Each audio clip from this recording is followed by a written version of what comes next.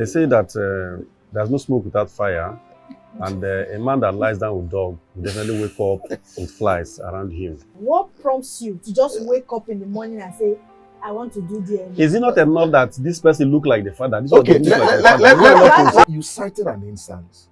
The first child was not Yes, it's not his. the last. It's not his. And someone is talking about forgiveness. Not A woman who is intentionally doing that, what is he doing? What does she wish for that man?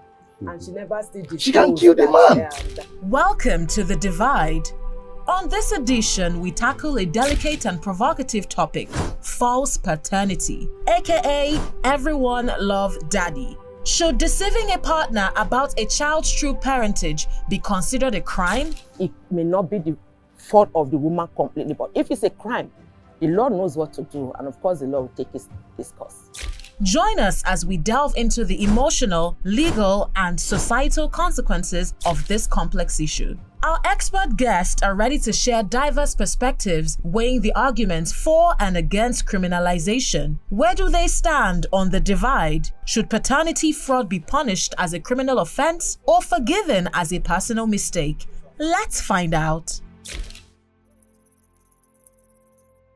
Paternity fraud should be a criminal offense. Paternity fraud should be treated like one of the offenses that has to do with even killing.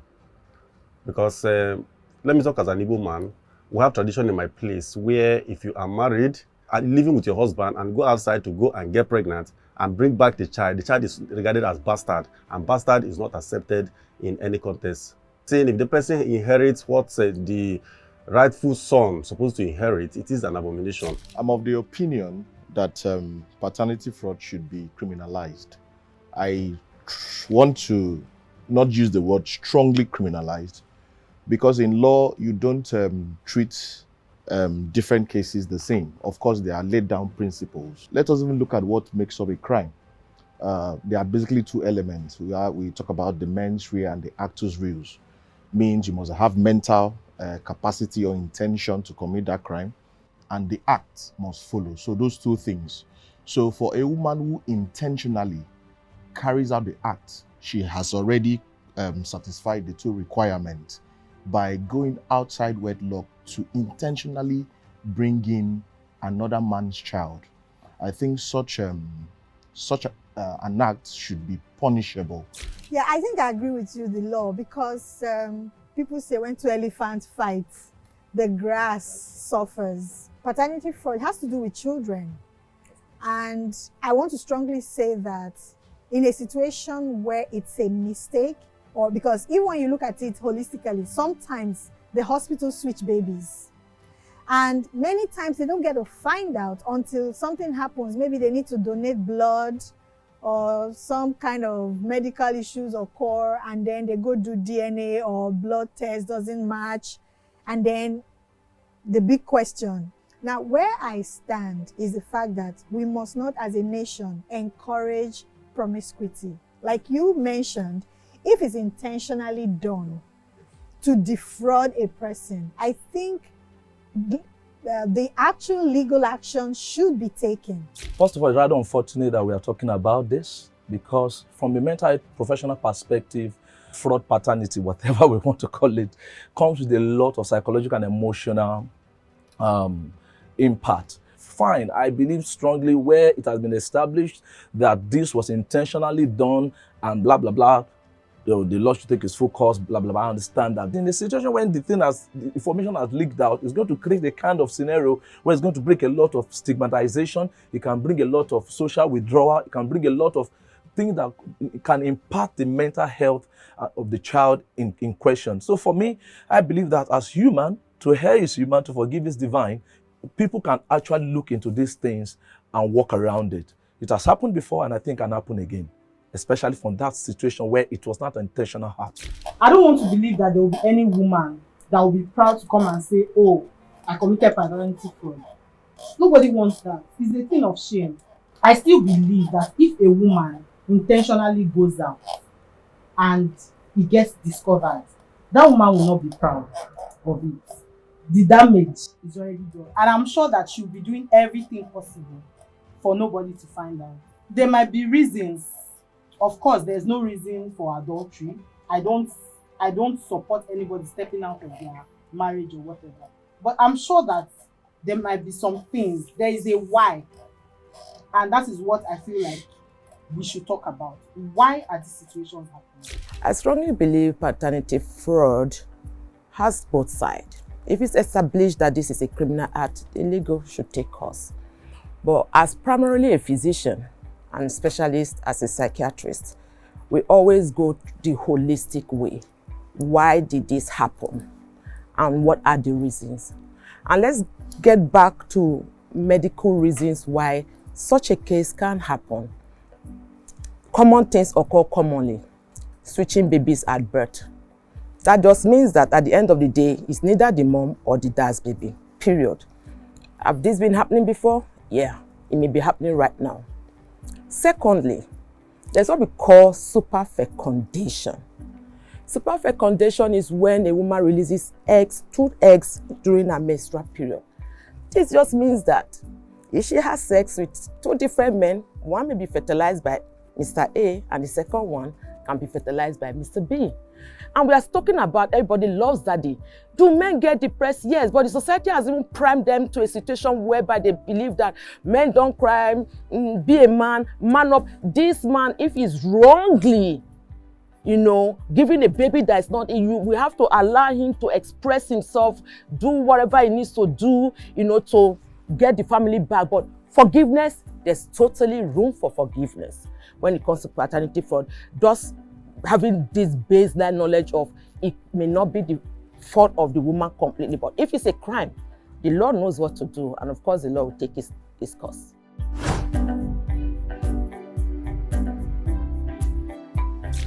A man who asks for DNA test is an insecure man. For me, I don't think he's an insecure man. Time changes. What makes a society is its ability to change with time. So if the trend was not there, I think anybody that asks for that is not insecure. His mental state has only changed. His ideology has only changed, and he just wants to be sure of the folks in his house. So the person is not insecure in the first place because, let me use for instance, you come to a family and you look different from your siblings. Others look like their dad, and your face is looking like the face of another person. So that alone is room for suspense. They say that there's no smoke without fire, and a man that lies down with dog will definitely wake up with flies around him. So if your face is not of that your lineage, it calls for questioning. So that alone is something that will make you to know that you need to go and do DNA test. So it's not about being insecure. So my name is Godwin Nwachukwu. I am also known as Mombasa Mikasa because I remain an alpha male. By extension, I am a traditionalist, but I'm a Christian. I am a filmmaker. I am a broadcast journalist, a movie director and producer. If there is an action, there must be consequence for the action. So if a woman decides to bring a child that is not of that man, that's paternity fraud, there must be damages that's supposed to be incurred because that will serve as a deterrent to others. On that aspect, I would strongly believe that some issues is dealing with low self-esteem, insecurity could be part of it. Maybe what he has heard from friends, like we think there's something wrong. Maybe one of your child is behaving awkward. In this economy, going to do DNA is not cheap. So those are some of the things that we need clarification for. Yeah, I think I want to take it up from you there because almost everything you described is insecurity. Yeah, because a man who is not sure about all of the steps you mentioned, there's a lot to do with insecurity. You mentioned earlier in Nigeria, babies could have been switched at the hospital. I also said that point earlier. Babies could have been switched for so many reasons. As a man, I will not ask for DNA because it's just going to bring problem to the family. If you love your family and you love your children, whatever it is, take a stand. I will take a gun for you. I will take it. So I feel that fathers should be able to take guns for their families. Please, let me just tell you something. That does not sit well with me. Okay. Yes, if you are a father and you want to take a gun, you shouldn't be able to take a gun on a child that you confirm is yours. So, okay, back in the days, in the olden days, I like to quote olden days because I like to go back to history, yes. So, then if you are a mother, the way DNA was done that time, is they put juju, everybody will gather. That's the DNA of those days. That's DNA of them. So I swear that all the children not. of this man belong to him before he inherits any inheritance from the family. So the woman will come forward and will swear. After swearing, if nothing happens, in front of everybody, she will move. People will clap. Who will celebrate? That celebration means a lot. It means that this one has passed the test. So that's how everybody, and if you refuse to do it, then without being told, everybody would know that you have to confess before everybody confess, okay, who and who is not. At the end of the day, you are going back to your father's house. I am Ochiko Prudence Daniels. I am the founder and director of Moma Hill Montessori School. I'm an early childhood practitioner and a parenting expert. I think it could serve as a deterrent, but at some point, when people already know what they're going to face at the end of the day, they might just do it and say, after all, I will pay damages, and that's all. So it's a two-sided thing, but criminalizing it, yes, if it's done intentionally. But if you say damages, it may just be priced. You made mention of the amount of money. No matter how much that's involved, it is important that you know who and who is your child and who is not your child. But where I'm looking at it from, it's not necessarily the doubt that, oh, these are my children, these are not my children. What prompts you to just wake up in the morning and say, I want to do DNA? Is it not enough that this person look like the father? Okay, let me come in here. I think the narrative is changing. What happens to the invitation? The narrative is changing. We are discussing paternity fraud. I think for once we should celebrate men. But for once we are discussing things that will benefit men. So for me, I'm not even after what happens to the children. The children should be fine. Exactly. And the judicial system in the 21st century now tilts towards restorative justice, not just retributive. Restorative in the sense that, okay, even when I'm trying to punish someone for an offense, there should be a way of reconciliation, rehabilitation, release, and and all of that. My name is Dr. Memuna Yusuf Kadri. I'm a psychiatrist in chief at Pinnacle Medical Services and the convener of the Mentide Conference. I've had a case whereby he was they are relocating, and 3 out of the children, the first is not his, the second is his, the last is not his. And he didn't say so. He didn't tell the mom. He did that, he repeated it again, and those were the days we used to take the test out of the country. It was really, really expensive. He did that again, and then he realized that there must be something wrong there. And he went and met the wife. Tell me something that you have not told me before, that you've not told anybody before. And she was like, no, nothing is not. You cited an instance. The first child was not. Yes, it's not his. The last. It's not his.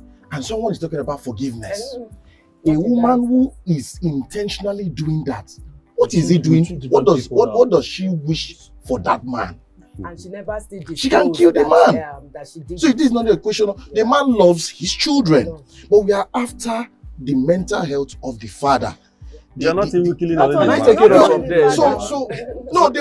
this is paternity for allow the men to have their day today. Thank you so much. So what is it doing? My name is Barrister Emanamfon Umana.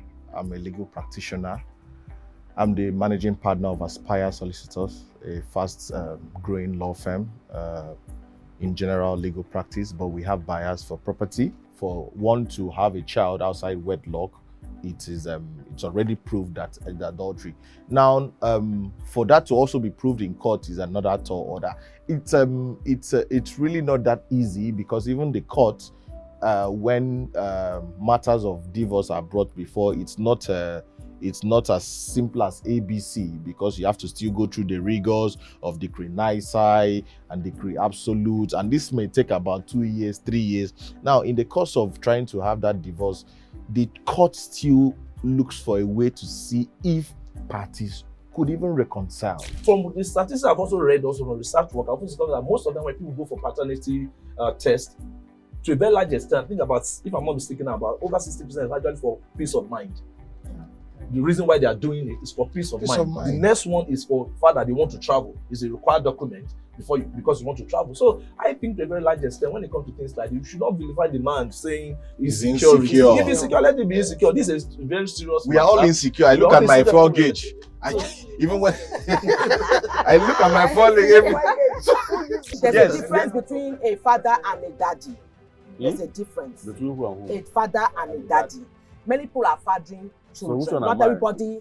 You are a daddy. Zazi. Because the way you have been speaking, you are a zazi. You are a Not even a zaddy. daddy, a zazi. After you explain that later, I will go outside. For example, somebody at 36, at 37, at 25, at 10, at 12, discovering that the man you've called your father all your life suddenly is no longer your father. Such a child will find it difficult to trust somebody else. You just talked about politicians that are mad. We don't use the word mad again. Okay, they are meant. Thank you. Meant.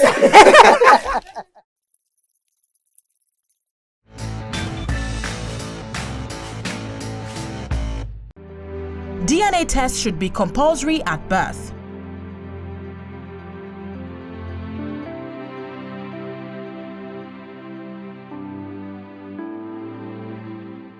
Yes, I strongly believe it should be. The Bible says, if the foundation be destroyed, what shall the righteous do? It's still at the foundation stage. So if there is going to be any rancor, let it even be when the child has not grown to experience the trauma that will carry. And I think introducing that will also create this awareness across board that you had better be careful what you do before marriage. I believe it's not just a question of just running to the National Assembly to enact a law. In doing that, all stakeholders need to sit to understand the implications of these things, and that is where we get it wrong as a country most times. At times we just come up, we just make laws. Okay, let everybody be doing DNA at the point of birth, but they have to sit down to understudy the implications, in as much as it's very good, but at the same time understand from the perspective of the church. In fact, the church has a place in this. When we're talking about paternity testing at birth, to a very large extent, is speaking directly to the very foundation of the relationship, because people will be looking at it, doesn't mean my man or my woman, don't we trust each other? But I also think in the light of what is happening, the trend, and coming from a professional mental health professional, we can actually forestall a lot of heartache and heartbreaks. For example, somebody at 36, at 37, at 25, at 10, at 12, discovering that the man you've called your father all your life suddenly is no longer your father.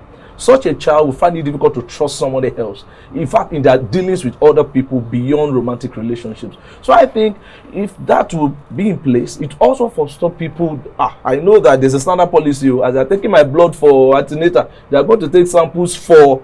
So maybe serve as deterrent for people not to venture into multiple sexual relationship with people. And if you know you are not sure, you probably start to deal with the issue, have an issue. So I think that probably would cure something, will forestall some issues. I'm a therapist myself, and I tell people, because we live in a broken world, we can't have a broken world without broken people. So even without paternity fraud, a lot of issues already are with us. Damage people damage others, hurting people hurt others. So for me, even without paternity fraud, everyone should go for therapy. Just like going for physiological medical checkup once or twice a year, we should go see a therapist, to go see ourselves for a mental health checkup, which is what I advocate, and that's what I do for life and for living. So when an issue like this occurs, the first thing to do, especially for the man and for the child, is to take them for therapy and for counseling, and for the woman as well. Not having DNA test has been compulsory at birth.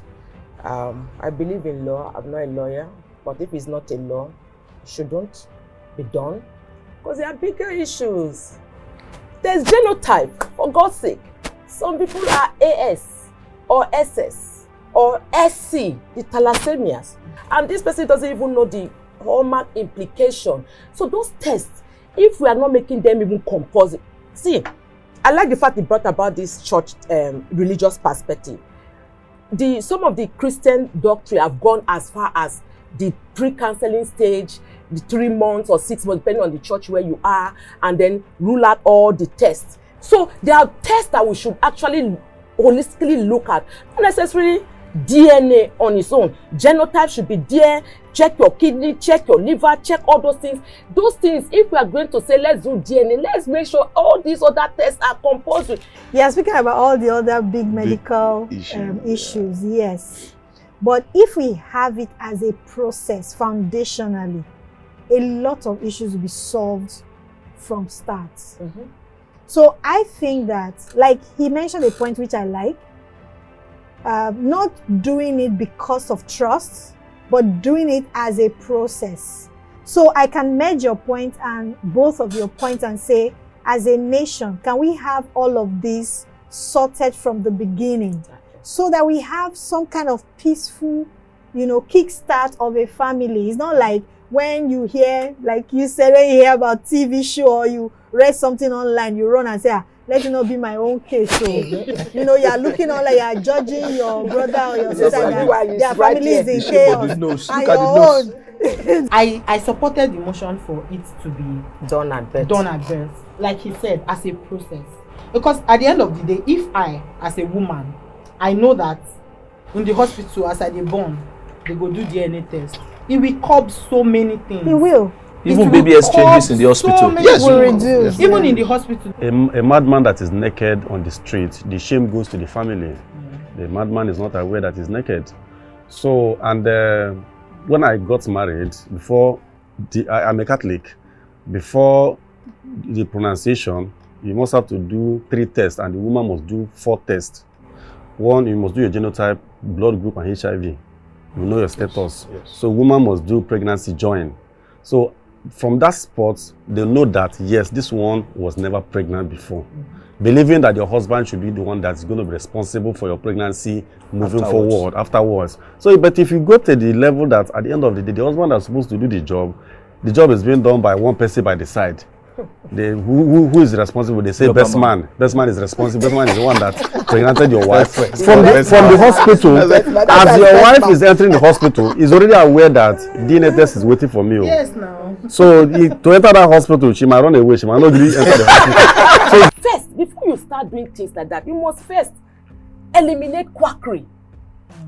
You must eliminate, reduce, if possible, corruption. Because the truth is that even if you say these are the designated institutions that people should go to, we know what the system is like. Somebody will go and bribe a living death of the hospital. Out of the place. So when you say it's statutory to do, you will start seeing DNA tests, like the way we used to have COVID tests that were They'll be doing the job by the roadside. Come, let me print out negative for you. You go and use it to board. Meanwhile, this person is positive and the plane has almost 300 passengers. That means we are already exposed. That we will not start doing contact tracing. That's why we should criminalize so it. Those are the things. Fraud. Okay, now you are joining. Yeah. A man should take care of the child regardless of the outcome of the DNA test. Yes. 100%. Yes. 100%. 100%. It's only Mazi that's against. 100%. When 2 elephants are fighting, the grass suffered. That child didn't ask to be born. The child might not even know what DNA is or anything. So that child is the casualty. So if as a father you already have a bond with that child or you are human, you just need to know that. See, I will support if you say you want to throw the woman out, you want to divorce her, you want to do anything, but the child. Man. My name is Hope Agiama. I am the lead marketing and customer experience manager for your BZEdge Limited, a data analysis training and consulting company. Paternity fraud is not restricted to a particular sector of people. Once somebody finds out that the child is not theirs, I don't think that is what they will be thinking about, payment or getting the money. I feel like that would be the last thing on everybody's mind. If is in the case where maybe the woman has been embezzling from somebody, because you don't necessarily have to be married to somebody in order to commit paternity fraud. So if it's a situation where maybe she's been benefiting from child support and all of that, yes, I strongly believe that she should pay in damages. But if it's a situation where there was no financial benefit at all, I don't think so. Children, they should be respected. And so in respecting them, we must be mindful of their mental health, keeping them mentally healthy. And paternity fraud is something that can damage a child even before they discover their personality. So, you know, a child at 2, 3, 4, 5, working out to develop who they should be, and then you bring that kind of traumatic situation, the child may not even understand it at that time. But by the time it hits them, are we not having issue? We just talked about politicians that are mad. We don't use the word mad again. Okay, they are thank you. Mentally unstable. So it starts from somewhere, and then it just begins to grow like an elephant. Let them know the true situation, but embrace them in love. If you put a goat and a lion to sleep in the same room, then it means that the goat will be awake all night. So if you look at it very well, that's you completing it. That's because it's alive. Knowing fully well that this is not your son, biological son or daughter, and you say, don't worry, take care of him. At a point, it will always resonate with you that this person is not my direct child. We are all human beings. I think I should be working as a psychiatric then. It's not you. Yes, because if I see most of these things, this Hope is not my daughter. And Hope is sitting with me in the same room. And we're just talking like father and daughter. At a point, something would ring in my head. The person you're talking to is not your daughter. So from that onset, from that beginning, immediately you notice, let us share the grace. So everybody, let's share the grace. Yes, share the grace. With time, you're going to be healed. That's taking care of what we're talking about. The same thing now. Me, the way I am. I don't want to see this child anymore. Yeah. But you still. So what is taking care of? I don't know. You're paying school fees, providing food, doing everything. So what is it? With the child, with the child's absence. Absence, exactly. Or you don't want to do anything. Or you don't want to do Okay, so I don't want to do anything. Can I come in here? Can I come in Take it to the father, take it to the father. I say, let's share the grace. Let's share the But we also need to look at it critically from this angle. We are talking about the mental health of the child or children. So mental health of the father does not matter. I'm supporting you. For the first time, I'm supporting you. Oh, For the first time, I'm supporting you in the sense that we are all respect the child. I'm a mental health expert or professional. I appreciate that. But at the same time, the first victim, the first receiver of the ball, is like somebody giving you a grenade. The man's mental health at this point in time is critical. It's messed up. Some people can even resort to suicidal ideation and things like that. So I think it should depend. It should depend on the reality on ground. Maybe the father is even fighting for custody. You know, for this part of it. So why should I be this man trying is to the hold real the man? father of a child that you are not seeing? So why should I be not me? If he is the man, Why should I be fighting? if he is the real father, carry his child and go and nurse and take care of. Children are very, very, their mental health is not as big as that of a father now. If you take the child, no, hold on, I'm coming. When I finish, you know, I told you I'm supposed to be working with you. So if you take the child now and say, take the child and say, this is your father, that person is not your father. With time, they will heal faster than the man. They don't heal faster than the man. Look at children as children, not as small adults. Yes. Children are children, not small adults. I don't know what there's a difference between a father and a daddy. So somebody, a child there's a difference between a father that is the same way that they will adapt to speaking language. Nobody can daddy a child. Mombasa, why is there adoption? And so when you adopt somebody, is that person that you adopted not going to be that as one? your No, when it comes to adoption, adoption, it's full knowledge. It's your full knowledge. The child might not even aware that he or she was adopted. But they will tell the child. By law, you have to So we are bringing this balance here. By law, you have to tell the child you are not everyone understands that law. But the Some people truth is don't even that tell. legally you adopt a child, you have to let But normally, legally, you have to tell the child. Who's going to tell the child? You. From the orphanage now, every. You know, if the man goes to play away and bring the child. Now let's No, say No, we are talking about paternity fraud. There's a difference between a father and a daddy. There's a difference. Between who and who? A father and a daddy. many people are fathering children. which one Not am I? everybody is. You are a there's daddy. Zazi. Because the way you have been both. speaking, you are a Zazi. You're a Not even a Zaddy. daddy, a Zazi. After you Not explain that because- later, we'll go outside. I'm not explaining. So you are a daddy because the truth is that it's easier, cheaper, healthier to nurture a healthy child than to manage a damaged adult. Period. True. It's easier, cheaper to nurture a healthy child than to manage a damaged adult. adult. Who is the damage? Let me pick you up The- from the there. thing is He that is a damaged damaged child- adult. He's a He damaged- may never heal. Okay, damaged because of Yes. a damaged For adult. his I am the argument, damaged he's a adult. damaged Adult. adult. From the argument. Ah, from the argument. Yes, from his argument. From the argument. Let another person Yes. be a damage adult. Why you have been pointing to them? No, it's- When you have been pointing, it wasn't properly In managed. as much Yeah. as you people are like strongly saying that, oh, I will never allow you, go to your father and whatever. As a man that has bonded with that child, imagine that the father now surfaces. You will see the father, you will say, this child, you are not going anywhere. You might have even decided in your mind. But sir, what did the Go. law say about that? So give Go us law away. about that. Any The child father's born show. under No, my The point father is should- that, legal, whatever. like, Now I want to know the whether there's a father- legal, If so the that we father- can legal. beat the Now, legal. number aspect. one, If you see the at father what's the and age man of the is not child? even Exactly. capable What's of the age? taking What's care the of age what of the the child? Let's assume that the child is still a teenager. Let's assume that A it's- teenager is already Let's say accountable by let's law. say You can- yeah, accountable, Right. you can Yes, choose. you can Now, choose. when the Let's child just say is 5-year-old. 5-year-old, child. you can't give it to a You can't stranger. give it to a You can't give. stranger.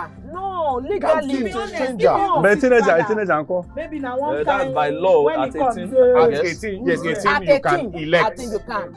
You can elect.